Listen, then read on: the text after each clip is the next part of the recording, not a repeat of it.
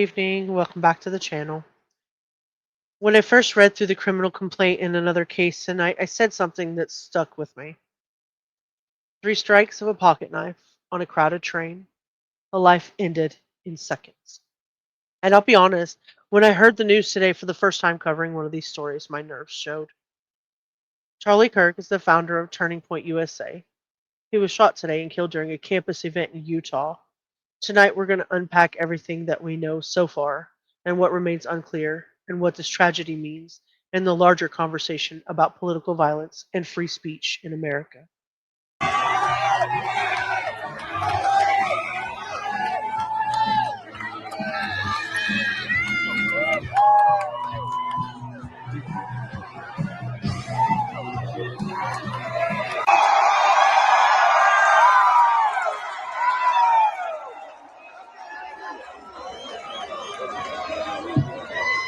That's a lot of people, Utah, tell you what.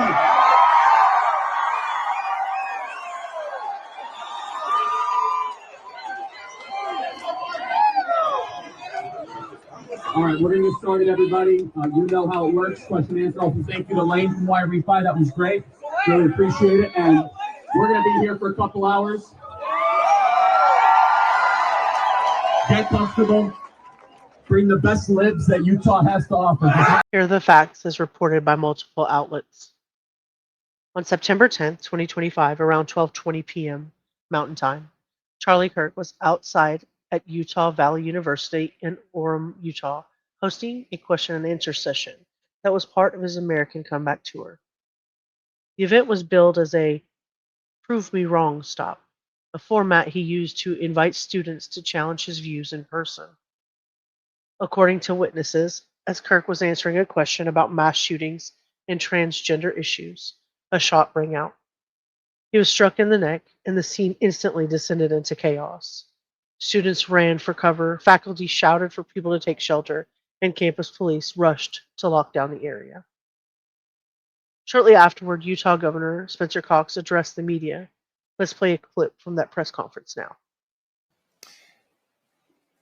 Charlie Kirk was first and foremost a husband and a dad to 2 young children.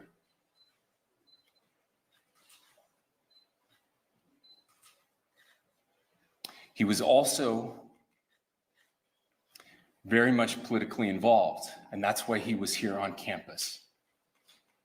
Charlie believed in the power of free speech and debate to shape ideas and to persuade people. Historically, our university campuses in this nation and here in the state of Utah have been the place where truth and ideas are formulated and debated. And that's what he does. He comes on college campuses and he debates.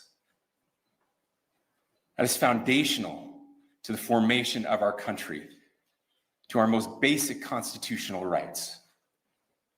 And when someone takes the life of a person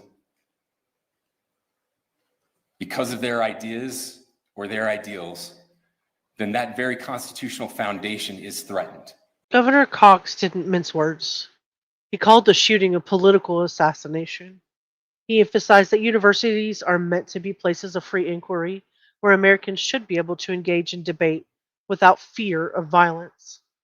He condemned the attack in the strongest possible terms, adding that Utah still has a death penalty on the books, which was a pointed comment given that law enforcement is still searching for the gunman. Here's what we know and what we don't. It's been confirmed Charlie Kirk was shot at the event, hit in the neck, and later died of his injuries. The attack happened outdoors on the UVU campus during a public question and answer session. A person of interest was detained by authorities, questioned, and then released. No one has yet been charged with the shooting. Federal authorities, including the FBI, are now involved in the investigation. This is what's unclear. The exact identity of the shooter. Some reports are suggesting that the shot came from a building 180 to 200 feet away, but it has not been verified. The motive, Governor Cox labeled it political, but investigators haven't really yet confirmed whether the attacker acted alone or whether this was a connected effort by an organized group of some sort. The timeline of Kirk's death, whether he died instantly or later at the hospital, differs across all of the reports. As always, these details are still developing and they may change as law enforcement confirms more information. Nothing I can say can bring back Charlie Kirk. Our hearts are broken. We mourn with his wife, his children, his family, his friends. We mourn as a nation. If anyone in the sound of my voice celebrated even a little bit at the news of this shooting, I would beg you to look in the mirror and to see if you can find a better angel in there somewhere. I don't care what his politics are. I care that he was an American. We desperately need our country. We desperately need leaders in our country. But more than the leaders, we just need every single person in this country to think about where we are and where we want to be. President Trump responded almost immediately on Truth Social, calling it a dark moment and praising Kirk as a patriot and friend. Lawmakers across the political spectrum have also weighed in, with Republicans calling this proof of a dangerous rise in violence against conservatives, and Democrats largely condemning the attacks while urging against further division. Media outlets are covering this with different emphasis, some highlighting the government's use of the phrase political assassination. Others are focusing on the campus safety and the gun violence. And as always, in these moments, the online world is divided.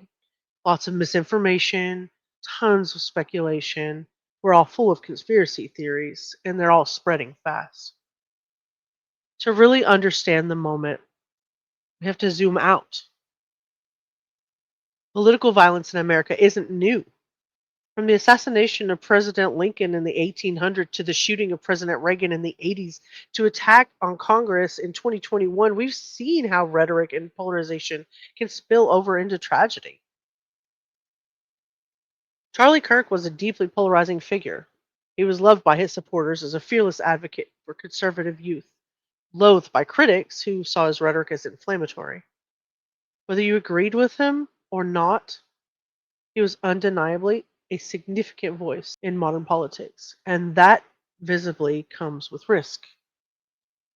So, what's going to happen next? Investigators are going to comb through the surveillance footage from UVU and all the surrounding buildings. They've confirmed a person of interest was questioned and then released. That suggests they may still be piecing together the ballistic evidence, witness testimony, and digital trails. Governor Cox's comment about the death penalty is significant.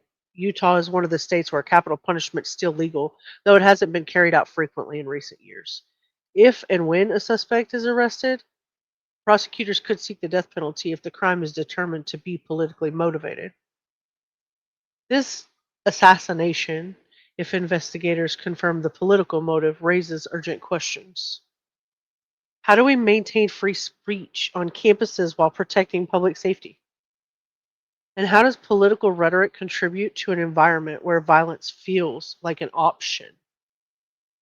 How does America respond when political disagreement is turning deadly, not just in DC, but in just regular communities like Orem, Utah?